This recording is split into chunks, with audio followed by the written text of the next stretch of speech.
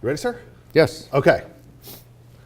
So first of all, thank you so much for taking the time to sit down with us here at CBS 21. We appreciate it. Well, Steve, I'm delighted to be here, and in view of what happened last night, I'm flattered that you still wanted me to be here. Of course, sir. Of course we still wanted you to be here.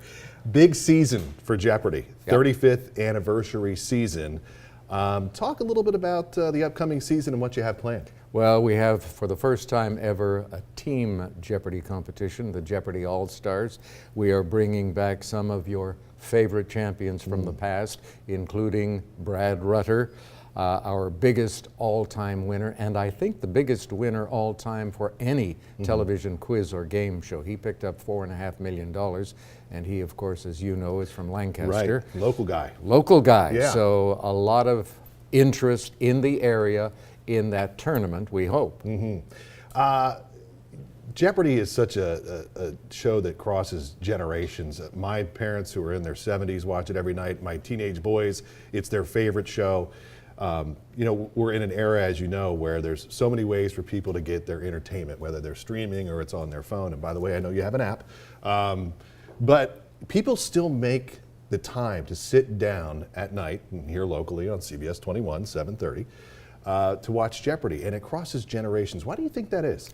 Because we're a quality television program, and because the material we present in our clues can have some appeal to any age range. I ran into so many people last night who wanted to have their pictures taken with me, including a former member of the House of Representatives, because his mother watches. Right. His mother's in her 90s. Right. And I can't tell you how many women in their 90s watch the program and they think Trebek is neat. Yeah.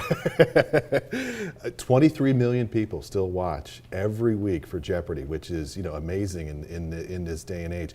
You mentioned the clues, and in preparing for this interview, I talked to everybody I know that's a big Jeopardy fan, and I said, you know, I've got this opportunity, this amazing opportunity to sit down and talk to Alex Trebek. If you were me, what would you ask him? And the overwhelming response that I got was people said, how do they come up with all of the clues? What goes into that? And what goes into fact checking all of the clues to make sure that by the time we go on air, they're correct? Well, we have 8 writers on staff full time who do nothing but prepare clues based on their discoveries in literature, their personal interests. They follow what's happening in the news, and then after they prepare the clues and the clues are put into categories by our head writer, we have a staff of 8 researchers whose job it is to verify the material. We do make mistakes on occasion, very rarely, and if we make a mistake and it affects the outcome of a game, we will, as you know, bring the contestant back to play again. But we're very careful with the material, and we take it extremely seriously, although, as I told the audience last night, it's a serious program, but I don't take myself seriously. Right. I'm there to make things easier for the contestants. They are the stars of the program, and the material is also the star of the show. So I feel comfortable in that role as the MC of the program, and my job really is to make the contestants perform as well as they possibly can. Put them in a position to succeed. Absolutely. Keep them relaxed. Yes. Yeah. The video clues, I know they've taken you all over the world.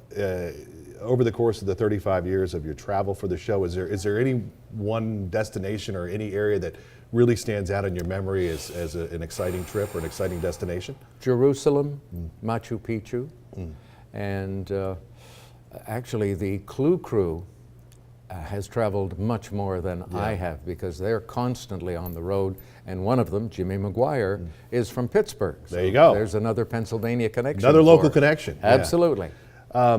Along those same lines, you know, after 35 years, are there any moments or any contestants or anything over the years that really stands out to you? Well, Ken Jennings, of course, who won 74 games in a row, and he's coming back in our Jeopardy All-Star Tournament. He's one of the captains, along with Brad Rutter. Doing the series with Watson, the IBM computer, that stands out. And oddly enough, one of our early champions, Eddie Tamanis, who was a blind sports writer, who won 7 games and 2 automobiles And I joke with audiences and I say, and he insisted on driving those cars home. So, 1984, when this rebooted version of Jeopardy, and you get chosen to be the host, what were you thinking back then? Were you thinking, boy, if we could make it a couple of years and have a good run? Did you think you'd be sitting here 35 years from now talking about I have never Jeopardy? given any thought to longevity Right. for any program that I have hosted in my 55, 58 years in broadcasting. It just didn't occur to me. But early on in Jeopardy, in the very first few months, we started getting complaints saying the material is too difficult. I was the producer of the show at that time. Okay. So I told the distributors, don't worry, we're going to ease up things. Right. And we had already pre-taped about 2 months of programming. And they came back to me 1 or 2 weeks later and they said, good job, Alex. We noticed that you've softened the material. Right. And it had already been recorded weeks and weeks in advance. in advance. Perception's 9/10 of reality. Absolutely. Yeah. I told them we would soften the material. Yeah. They believed me. Right. And they saw it and they said, yeah, he softened the material. Good job. Yeah. So, The All-Star Games that's coming up, and that's going to be airing in February here on CBS 21. In addition, you mentioned Ken Jennings, also Brad Rutter from Lancaster.